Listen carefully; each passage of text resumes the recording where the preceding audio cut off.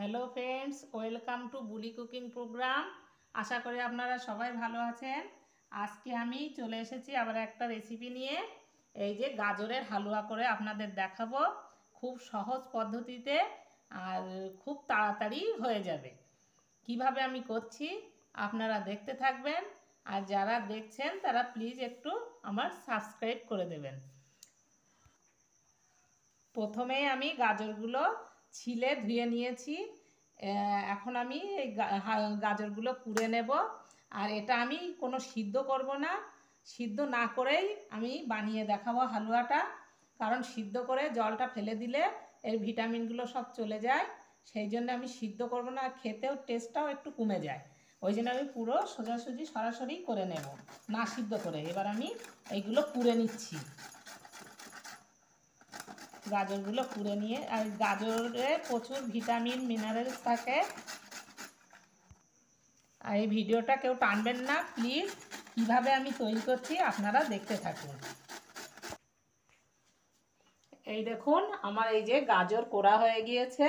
এইদিকে আমি 500 দুধ বসিয়ে দিয়েছি। আমি 500 গ্রাম গাজরে 500 গ্রাম দুধ নিয়েছি। আপনাদের যেরকম ইচ্ছা সেরকম নিতে পারেন, কিন্তু আমি 500 নিয়েছি। এই যে দুধে এবার আমি এই যে 4টে এলাচ থেতলাইয়ে দিয়েছি, আর এই যে 2টো তেজপাতাও দিচ্ছি। তেজপাতাও আপনারা দিতেও পারেন, আবার না দিলেও কিছু হবে না। এই দুধটা এবারে আমি একটু আস্তে আস্তে করে জাল দিতে দিতে একটু ছোট করে নিয়ে আসবো। তারপরে গাজরটা আমি ঢেলে দেব। এই দেখুন, দুধটা আমার জাল দিয়ে দিয়ে অনেকটা ছোট হয়ে এসছে। এবার আমি গাজরগুলো দিয়ে দিচ্ছি।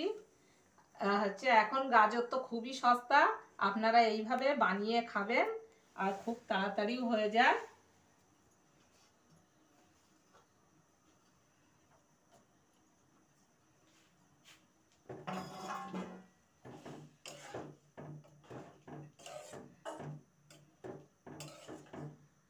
আমি কিন্তু গাজরটা সিদ্ধ করে নেইনি, কারণ সিদ্ধ করে নিলে গাজরে যে ভিটামিন মিনারেলস থাকে সেগুলো সব চলে যায়, আর টেস্টটাও চলে যায়।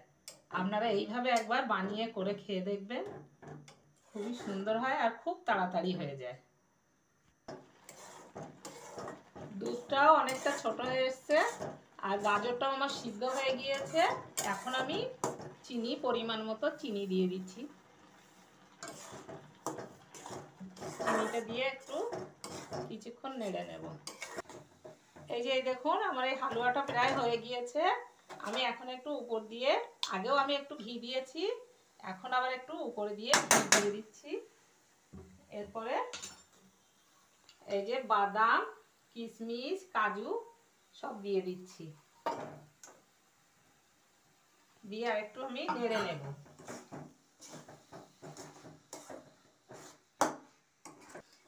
এই যে আমার হালুয়া, গাজরের হালুয়া রেডি হয়ে গিয়েছে।